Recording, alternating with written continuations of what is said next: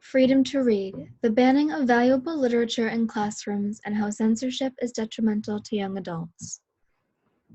Both of the novels highlighted below hold a spot on the American Literature Association's list of the most frequently challenged classic books in schools and public libraries. These are two of the 100 works of literature on the list that have been neglected due to the controversy they inspire. Let's delve a little deeper into the reasons that parents object to their children reading these challenged books.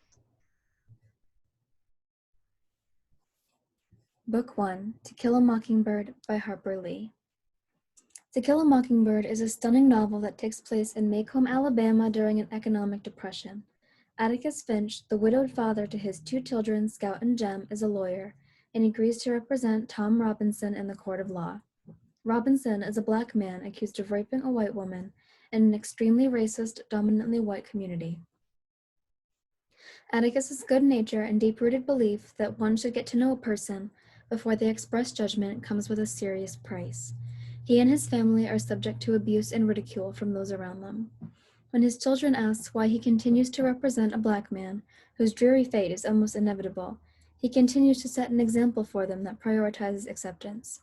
Scout and Jem take on the same mindset concerning Boo Radley, an elusive figure who has sparked their curiosity. The night before Tom Robinson's trial, a mob gathers and attempts to lynch him. Scout, without knowing it, prompts a familiar man to disperse the violent group. In court the next day, Atticus displays to the town that he has devoted immense effort in the defense of Robinson. He presents extremely convincing evidence that Tom is not at fault, but instead an abusive father who is white. Despite his efforts and the convincing evidence, the all-white jury convicts him. He eventually tries to escape from jail and is shot to death. The family continues to be harassed, and Jem's faith in the justice system and in humanity is deeply wounded. Scout takes the advice of her father to see Boo Radley as a human being, and she sends the message that although she has seen great prejudice, she will continue to see the good in those around her. This book clearly covers tough topics: racial injustice, crude language, rape, and violence, to name only a few. Should this prompt us to shy away from a novel that bravely tackles these unfortunate events, though? Absolutely not, and here's why.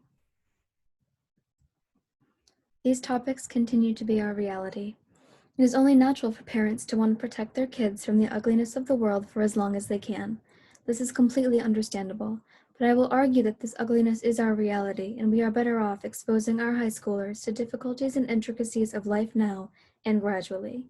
So when they enter their adult lives, they are more prepared to handle them. It is better than being completely shell-shocked and left without the proper knowledge to navigate an unknown situation. Even better, novels present these alien concepts in a way that is easily absorbed by immersing them in a story with a resolution. Second, they teach us about moments in history. This novel takes us back to a time in history where Black individuals were segregated, marginalized, and rejected by society. When this book was published in the 1960s, the civil rights movement was emerging, which was a struggle for justice for Black Americans, headed by Dr. Martin Luther King Jr. By following the story of Tom Robinson and his innocent conviction, and watching Atticus, a white man, get berated for associating with him, we gain a better understanding of what life was like so many years ago. This is not unique to Kill a Mockingbird either. Historical fiction is a beautiful way to experience events in history with a new and creative light. No other aspect of your child's education will allow them to be mentally transported to a time long before their own. Next, these are valuable life lessons. Not reading this book would be a serious pity. So much can be learned from young Scout alone. She is unusually good-natured. She learns that humans not only have a great capacity for evil, but an equally great capacity for good, and teaches readers not to become jaded or cynical in a world that makes it difficult not to be. We can all benefit from reading this book, especially young adults. To deprive them of this true privilege is to limit their understanding of themselves and humanity in its entirety. Book 2, Fahrenheit 451 by Ray Bradbury.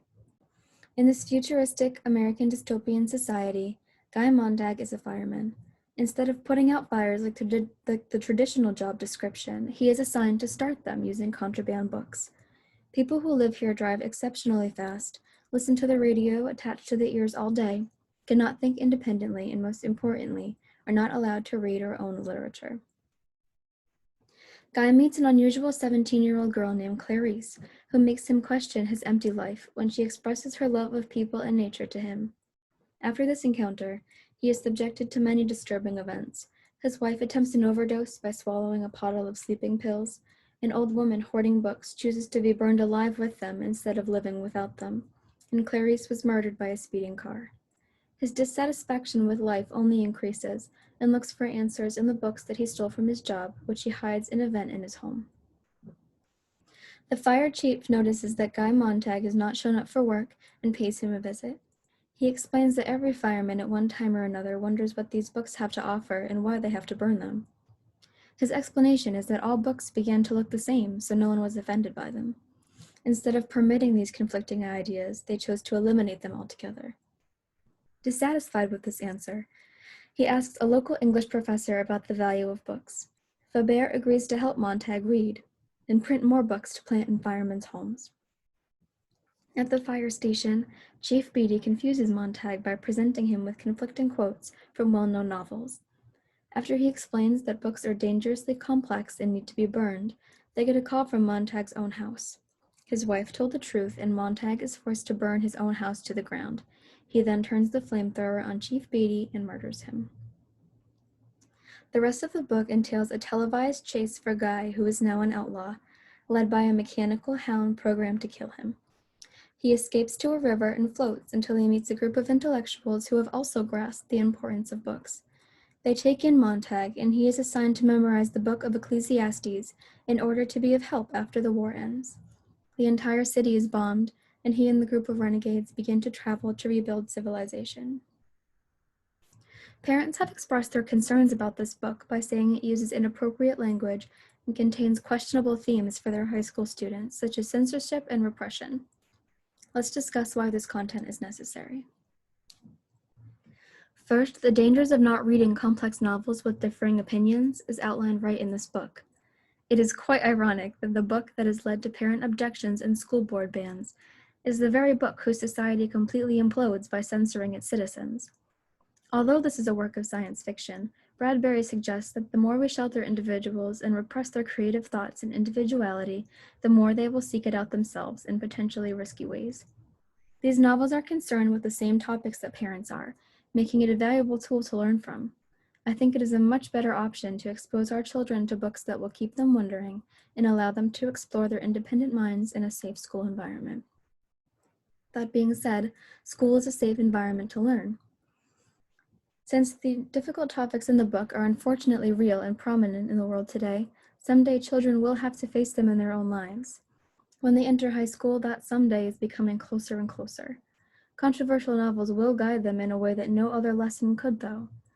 Isn't it in their best interest to learn about thought-provoking and complex happenings in a safe environment rather than the real world, which is much less forgiving? Absolutely. They are taught to learn from their characters' mistakes instead of having to learn the hard way from their own, potentially saving them a great deal of pain. Finally, banned books reflect humanity. A big reason why this novel has been banned by numerous school boards is for the mild swearing throughout. However, this kind of language is true to all of our lives. Reading about characters that have authentic human traits helps our teenagers become socialized into their adult lives. They do not have to talk this way, but this is what they will be faced with on all platforms, no matter what they choose to do in life. Knowledge is indeed power, and they should be aware of these terms, as well as the real-world events and concepts that these novels reflect so beautifully. Below is a chart depicting other surprisingly banned books and the reasons why they have been challenged, such as Animal Farm by George Orwell for political commentary, The Giver by Lois Lowry for violence unsuited to age group, The Great Gatsby by F. Scott Fitzgerald for language and sexual references, The Lorax by Dr. Seuss because it portrays logging in a poor light, and The Giving Tree by Shel Silverstein for sexist content. You'll notice that not one of William Shakespeare's numerous works is on this list. His esteemed plays are the most widely studied and celebrated literature that is cemented into school curriculum across the country. It is baffling to me that these works have yet to be challenged, but are clearly the most profane compared to the chart above. His writings tackle, and are not limited to, this list of content. suicide, murder, supernatural forces, war, misogyny, bigotry, evil, witchcraft, magic, disorder, revenge, madness, sin, racism, jealousy, and guilt. If a child is a high school student, I can say with utmost certainty that they will have read a Shakespeare play. If they are able to handle topics as questionable and severe as these, there's absolutely no reason why they should be sheltered from a bit of harsh language or a mature theme. To be clear, the point of this presentation is not to say that young adults should be able to pick up any book they want at any age. It is the responsibility of schools and public libraries to provide classic novels to young adults while balancing the protection of young readers who are not emotionally nor cognitively ready to consume and understand them. It is my argument that high schoolers can and must immerse themselves in classic literature that tackle uncomfortable topics. That being said, it is completely acceptable to tell your child that you would prefer that they didn't read a specific book. Your child, your prerogative. However, it is something completely different when you take this choice away from another child who craves the knowledge and joy that banned books provide. I urge you to stop the banning of books in your communities. To take away this freedom is to not only insult our democracy and free expression protected under our First Amendment to the Constitution, but to deprive our children of lifelong knowledge and an enriched understanding of the world.